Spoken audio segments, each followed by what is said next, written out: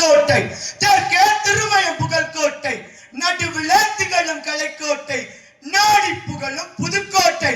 ஆம், என் மண்ணை வணங்கி என் உரையை தொடங்குகிறேன். காலத்தை வென்ற கதை, காலத்தால் வென்ற கதை. முற்காலமாக இருந்தாலும், இக்காலமாக இருந்தாலும், பிற்காலமாக இருந்தாலும், ஏன் எக்காலமாக இருந்தாலும் என் மனதின் ஒரே நாயகன். அவர் கதைகளின் நாயகனாக இல்லாமல் இருக்கலாம், ஆனால் என் மனதின் நாயகன்.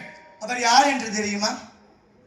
செருக்கின்றி தமிழ் உரைத்த வித்தனவன், செருக்கின்றி தமிழ் உரைத்த வித்தனவன், தீராத பக்தி கொண்ட சிவன் பக்தனவன், தீராத பக்தி கொண்ட சிவன் பக்தனவன். குமரிகண்டம் கண்டெடுத்த முத்து அவன், குமரிகண்டம் கண்டெடுத்த முத்து அவன், தமிழ் தாய் ஈன்றெடுத்த தமிழ் வித்து அவன்.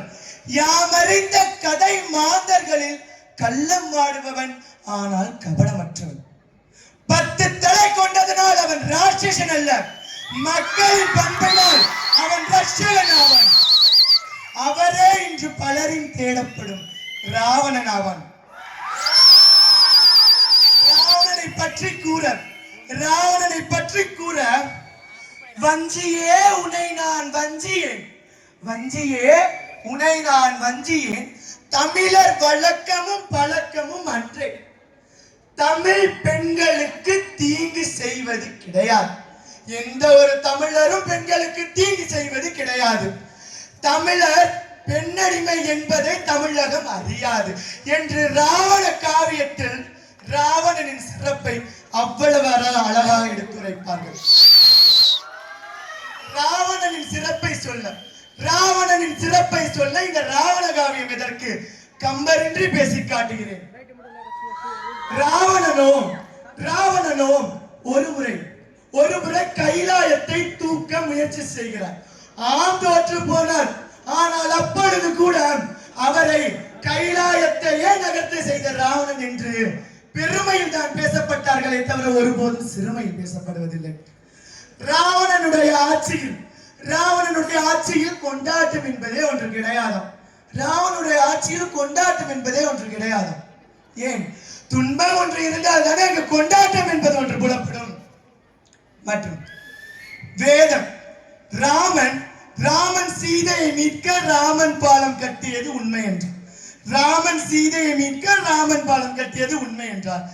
ராவணன் சீதையை கடத்த கட்டிய பாலம் எங்கே? அப்படி ராவணன் பறந்து சென்று தான் சீதையை கடத்தினான் என்றார். ராமன் கடவுளா, ராவணன் கடவுளா?